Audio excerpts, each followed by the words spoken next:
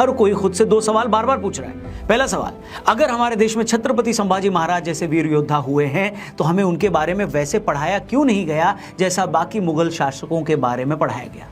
दूसरी बात जो इससे भी ज्यादा इंपॉर्टेंट है वो ये कि जो औरंगजेब सभी में इतना ज्यादा क्रूएल था, इतना बेरहम था, आखिर क्या वजह रही होगी कि हमने उसी औरंगजेब के नाम पर हमारे देश की राजधानी के सड़कों के नाम रख दिए।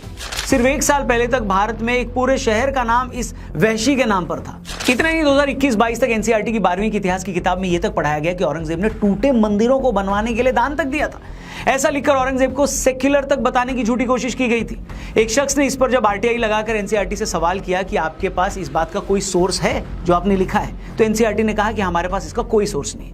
मतलब उन्होंने खुद माना, जिस भी शख्स ने लिखा, कि उसने अपनी मर्जी से ये झूठी बात किताब में लिख डाली। जिस औरंगजेब ने सिखों के 9वें गुरु तेग बहादुर जी का दिल्ली में कत्ल कर दिया था, उसी शीशगंज गुरुद्वारे से सिर्फ 8 किलोमीटर की दूरी पर हमने औरंगजेब के नाम पर एक सड़क बना रखी थी।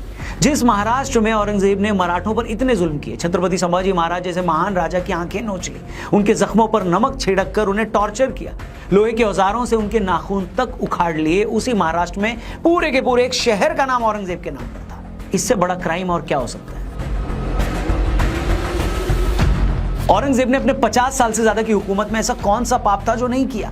ये वो शख्स था जिसने खुद को शहंशाह बनाने के लिए अपने बाप शाहजहां तक को जेल में डाल दिया, अपने सगे भाइयों मुराद और दारा शिकोह का कत्ल कर दिया। शाहजहां अपने सबसे बड़े बेटे दारा शिकोह को अपना वारिस बनाना चाहता था। दारा शिकोह सूफी आइडियोलॉजी से प्रभावित था, वो हिंदू धर्म ग्रंथों से भी काफी प्रभावित था, यहां तक कि उसने उपनिषदों का फारसी में अनुवाद भी किया था। दूसरी तरफ औरंगजेब कट्टर था, उसे दारा शिकोह लगता था। औरंगजेब ने बाद में सबसे दर्दनाक मौत दारा शिकोह को ही दी थी। निकोलो मनुची नाम का एक इटालियन राइटर उस वक्त दिल्ली आया हुआ था। मनुची ने बाद में अपनी किताब स्टोरिया दो मोगोर में लिखा कि औरंगजेब ने दारा शिकोह को एक बूढ़े और मरियल से हाथी पर बैठाया, उसे गंदे कपड़े पहनाकर पूरे शहर में उसका जुलूस निकाला गया, उस पर कीचड़ फेंका गया। बाद में औरंगजेब के फौजियों ने उसका सिर कलम कर दिया और औरंगजेब का इतने से भी पेट नहीं भरा तो उसने दारा शिकोह का कटा हुआ सर एक थाल में सजाकर अपने बाप शाहजहां को पेश किया। वो थाल जब शाहजहां के सामने पेश किया गया तो उस पर कपड़ा ढका हुआ था। शाहजहां को लगा कि शायद उसके बेटे औरंगजेब ने उसके लिए कोई तोहफा भेजा है, लेकिन जैसे ही उन्होंने वो कपड़ा हटाया वो वहीं टूटकर गिर पड़े। औरंगजेब की हैवानियत के ऐसे एक नहीं कई किस्से हैं। ये वही औरंगजेब था जिसने धर्म न मानने पर गुरु तेग बहादुर जी को दिल्ली के चांदनी चौक में 11 नवंबर 1675 को उनकी हत्या कर दी।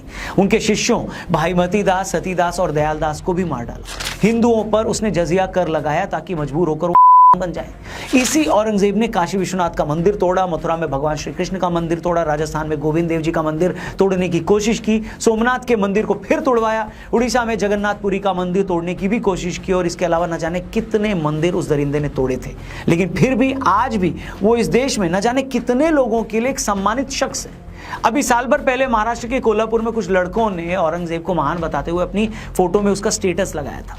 एक जुलूस में औरंगजेब की फोटो लहराई गई थी। उसके बाद वहां कई दिनों तक टेंशन थी। छावा फिल्म के बाद एक वीडियो वायरल हुआ जिसमें लोग थिएटर से रोते हुए बाहर आ रहे हैं। इस पर एक ऐसी ही सोच वाले व्यक्ति ने ट्वीट करके लिखा कि 500 साल बाद आज भी औरंगजेब के नाम पर इन लोगों के आंसू निकल रहे हैं। पूरा ट्वीट इतना घिनौना था कि मैं उसे पढ़ भी नहीं सकता दोस्तों। और ये कोई ऐसे ही किया गया ट्वीट नहीं है, आपको इस सोच को समझना पड़ेगा। आप और हम इसलिए औरंगजेब से नफरत करते हैं क्योंकि वो कितना कट्टर था, कितना वैशी था, उसने गैर पर कितने जुल्म किए। लेकिन हकीकत यही है कि एक वर्ग, एक सेक्शन ऐसा है जो इसी बात के लिए औरंगजेब से मोहब्बत करता है।